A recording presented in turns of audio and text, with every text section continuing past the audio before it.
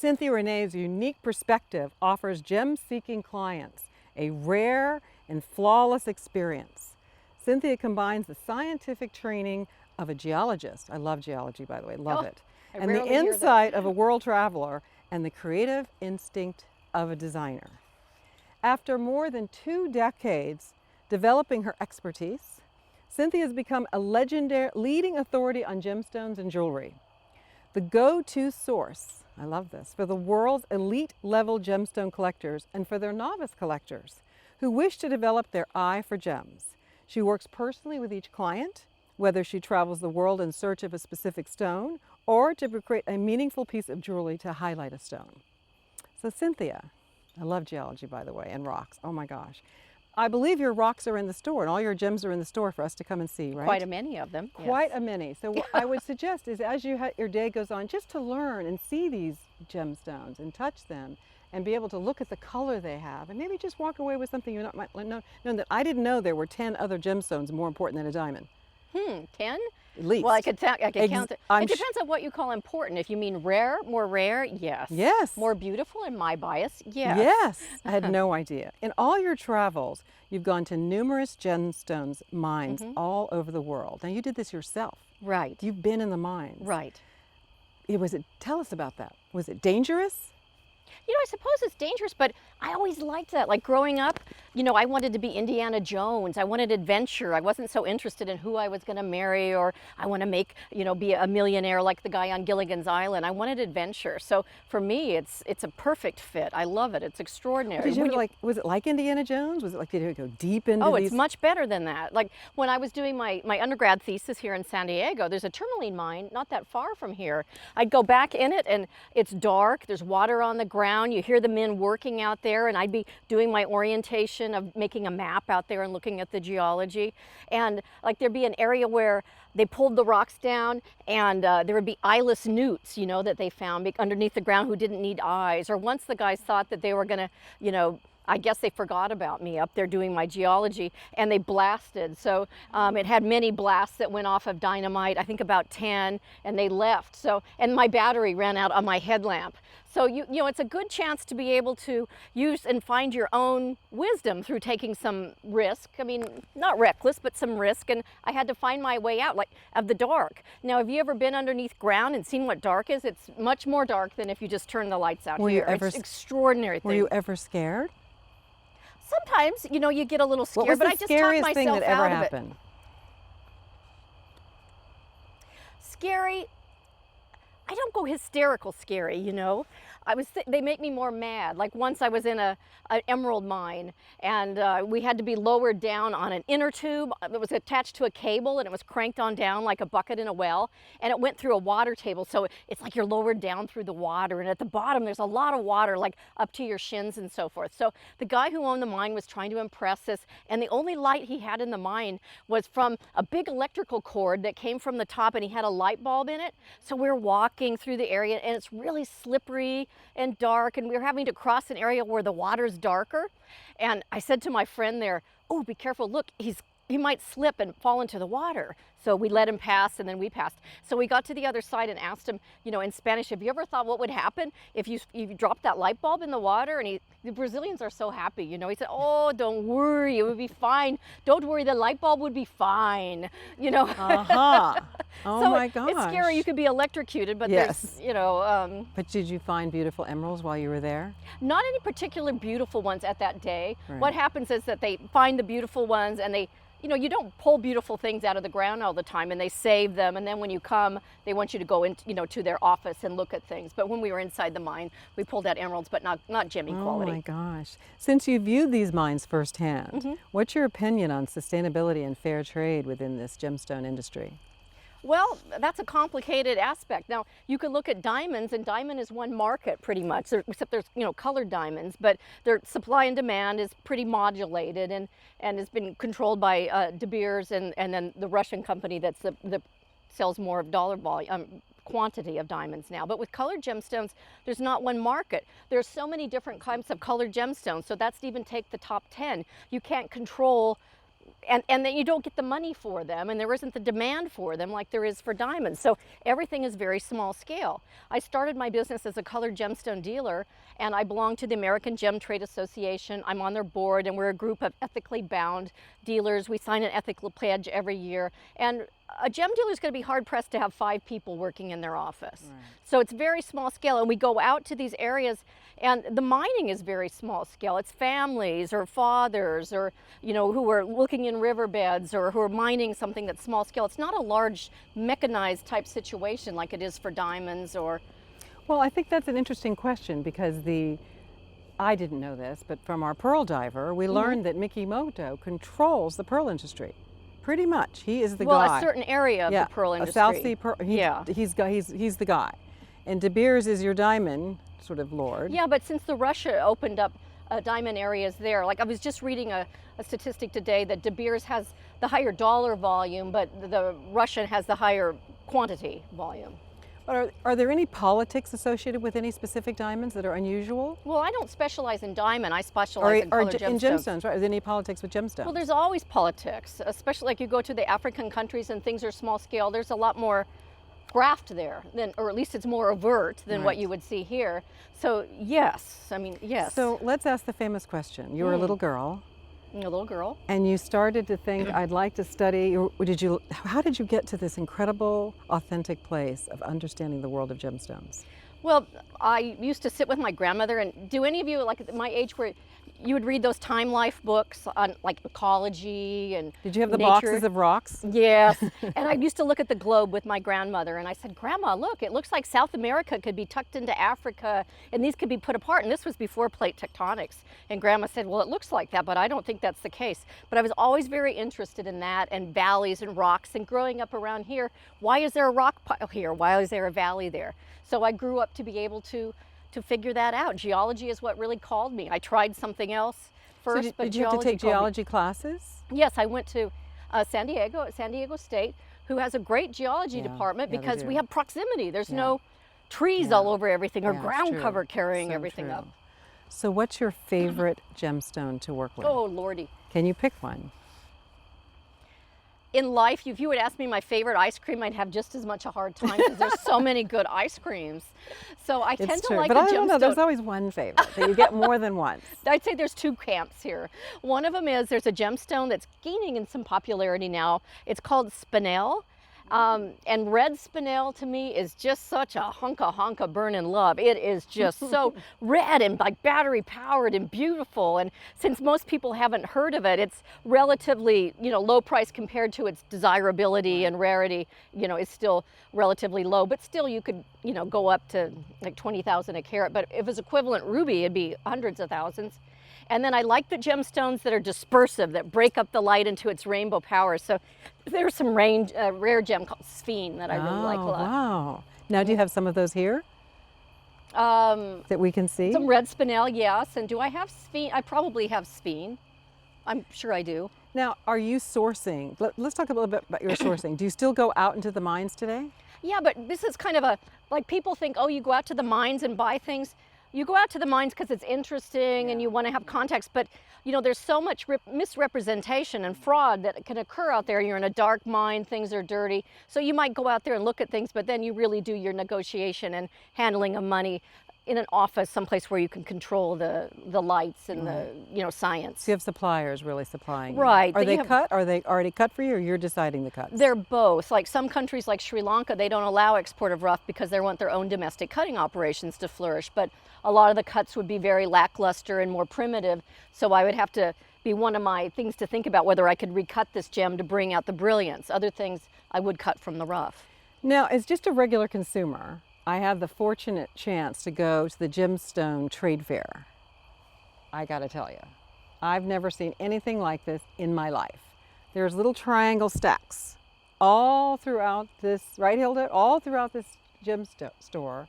And people are going in there and they're looking at their stones. All those look like they're pretty, no, some weren't cut, but they're mostly cut. Hundreds and thousands of stones. You would think that 20s, 30s, hundreds, not hundreds of thousands. I mean, piles, sapphires, emeralds. But that's all very commercial quality. That's the question. So there's the question. There's something I learned there that I'd never heard before. lab originated stones. Am I saying Oh. that correctly? That's one way to say it, yeah. So tell us, which is really important, the difference between, it is a big difference. Huge difference. So let's hear that difference, because Okay. I was sort of surprised. I'd never heard it before. Well, I'm just a regular kind of gal. Think about gemstones, like what makes a gemstone? Beauty, rarability, durability, and so what affects the price, supply and demand? What's an aspect of that supply and rarity? So if something can be made in a laboratory, it's not as rare, right? Even though it might be hard to Right. make, it's not as rare.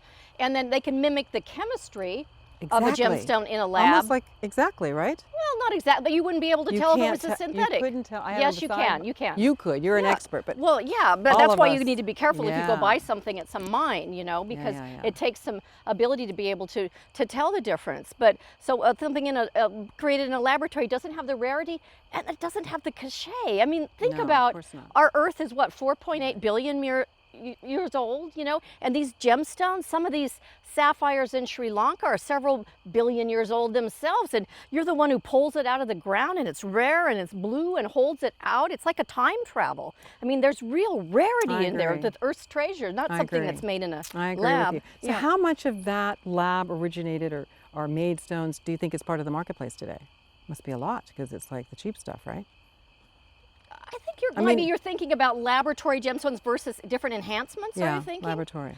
Oh, okay, laboratory gemstones, there's a market for them, but I only deal in natural No, gemstones yeah. that are not from a lab. Right. But do you think that that's a significant part of the market today? Is that a growing part? I or- wouldn't think so. You wouldn't think so. No. So if you were to think about your gemstones, what is the gemstone that you think is the rarest and the most difficult to find? Well, ruby's the number one, you know, around the world. It's the more expensive gemstone that has, you know, history behind it, whether it's coming from Burma or some other place. But there was a find in Mozambique where they're able to produce some of these incredible rubies right now that don't require heating as most rubies do to come to the market, that some of them can even rival some of the Burmese aspects.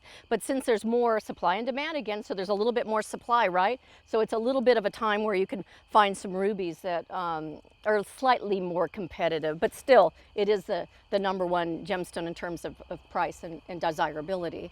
When you work with your clients, what is the thing that you feel you have to always teach them the most? They come to you sort of innocent, like, help me, I love this. But what is it you always feel that you're selling at them? Looking at nuance, because there could be like little secondary colors or tertiary colors in a gemstone that could do a great deal to be able to affect the price, and color really sets the price. And what's the cut and what's the difference in nuance between one cut or another, or one shape or another, or where it came from? I mean, it's nuance. And to do that, you have to see a lot of material. A lot of material. Now, you know, I see a lot of the fashion magazines are all talking color, color, color. Mm-hmm. Are there trends in the world of gemstones, just like there are anyway? Do you find that we're in a color period? I don't think we're in a color period. I would think that this started, frankly, in the 90s and so forth. I think of it as a renaissance. You know, people now are aware of all these different kinds of gemstones. it's How are you true. going to go back and Tansy. just go back to white? But Yeah. one of the trends would be, like in China, they developed techniques to be able to cut really precisely small gemstones. So have you guys been seeing jewelry that has a lot of small round gemstones in it to be able to make blanket areas of color with like a painting? Wow. Mm-hmm. So tell us about your design process when you work with a client. You actually design for them specifically. Right, I do design. It depends. There's different types of design processes. Sometimes I'll design. I was kind of a dreamy kid growing up and so forth, and there's something about a gem that will just, it might sound goofy, but it will kind of tell you something that it's wanting, a certain kind of setting, or flashes come in my mind of ways something would look at certain angles, and then it comes all together. Or I work with a client to do a bespoke piece, and just talking to that woman, getting to know them, I think it's an intuitive thing. Things just start downloading in my mind, and I could start reflecting back to them things I see about them that I think we could carry forth in the ring. Or other times I designed a collection based on some poetry pieces in Mary Oliver's poetry. You know, things, that's an interesting thing to work through too. So do you have a favorite piece? Oh, favorite piece. You've done so many. You must have one that's a favorite. The meaning behind one that's a favorite. My friend Mary actually is wearing a ring tonight. Her father's from Chile, and her whole family, her kids, her mom and dad went to Patagonia. And her father had a massive heart attack way down in Patagonia. And it was like 17 hours to take him to the little hospital and more than that to take him to the one in Santiago. And he was really sick for a long time. So she had a blue tourmaline. And when she came back, and I know her parents, when we came back, we started thinking about it. And so we did a ring that really has family love in it. The blue tourmaline is like the icy glaciers in Patagonia at Torres de Paine.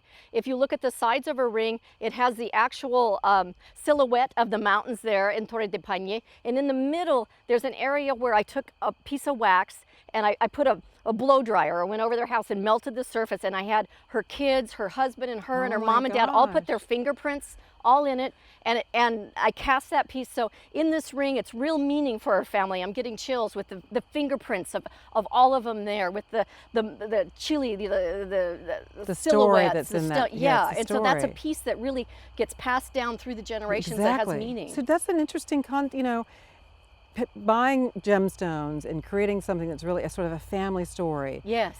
Does value also come with that over time? When you think about gemstones, is it something that are assets that you should invest in? Do you find that an increasing value? Is it an investment? For me, it's an investment because I know how to sell them, right? I know how to buy and sell. But I think if I'm advising one of my customers, I would tell them to buy the finest gem that you can of a certain type of quality, and then over time, long periods of time, that's no doubt going to go up. But a consumer doesn't have an exit plan as easily as I would, so I think you have to use caution. Exactly right. That's exactly right. Which is interesting because I read a lot of articles about gemstones. Is this something you should invest in? The stock market's up and down, land's up and down. Do you invest in paintings and gemstones? There's this interesting story. Investment grade, see if you agree with this, is a dirty term. While not illegal, the U.S. Federal Trade Commission frowns on its use for the reason they frown on precious and semi-precious. These terms have no meaning. This is one person's point of view, of course. Not only does the term investment grade have no clear meaning, it has been horribly abused by fraudulent jewelers. Are gemstones a good investment? And I think you answered it by saying it's the heart first. Whew. Right? Yes, it is. It's something that has meaning and calls to you. I agree. If you love it, you should do it. Interesting. So what are you working on today?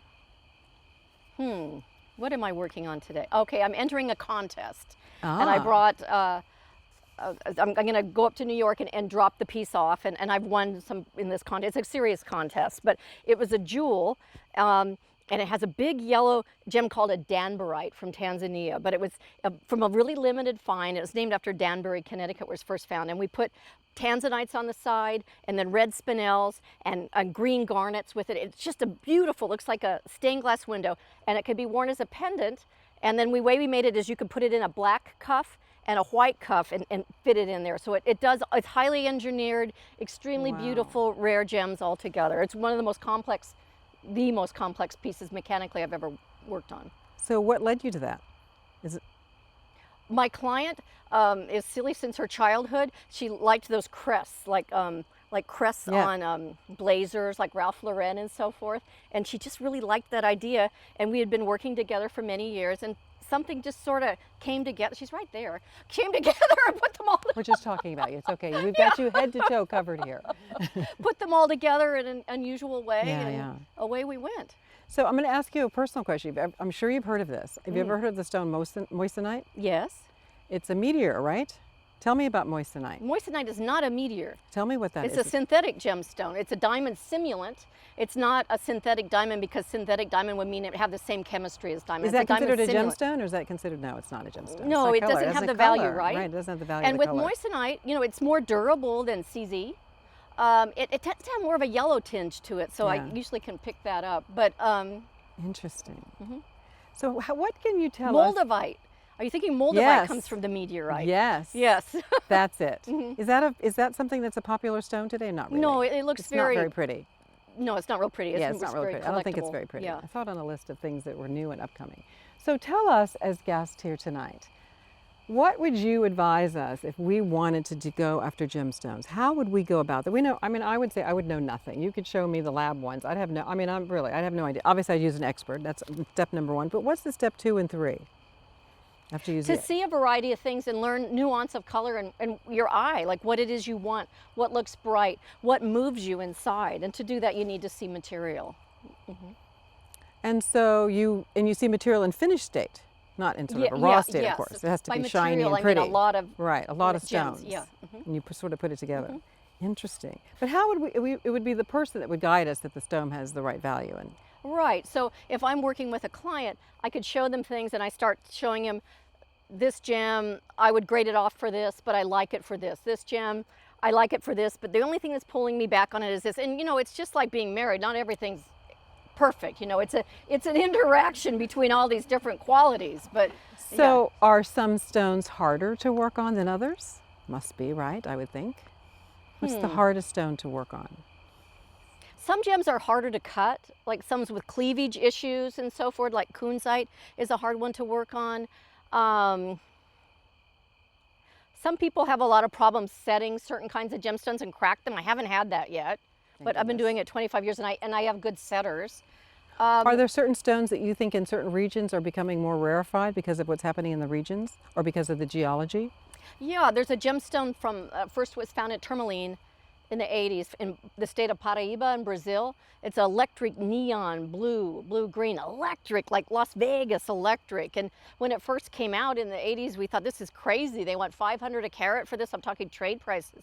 But now, this is all played out. And for one that comes from Paraíba, they had found another find of it in Africa, but one that comes from Paraíba, you know, 100,000 a carat. I mean, it's tremendous. Wow. And it's not made yet. That's your wholesale. That's your buying the Yeah, stone. yeah. For 10, you know, like bigger stones. Yeah, for bigger stones. Bigger stones. So what's the biggest stone you worked on? You mean the biggest size? Mm-hmm.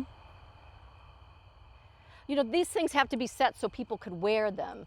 So I don't have people wearing big 200 carat things, but I did some recutting on a tanzanite that was 50 carats and set really simply in a necklace, and it just focuses on the magnificent color in that gem and that magnificent cut. But you know, some gems are, like a 5 carat ruby is big, you know? Yeah. So it varies by what kind of gem you're talking about, what's big. Now you've been coming to the Golden Door for years. Yeah. You're such a good Since friend the of 80s, ours. yeah. Since the 80s. Yes.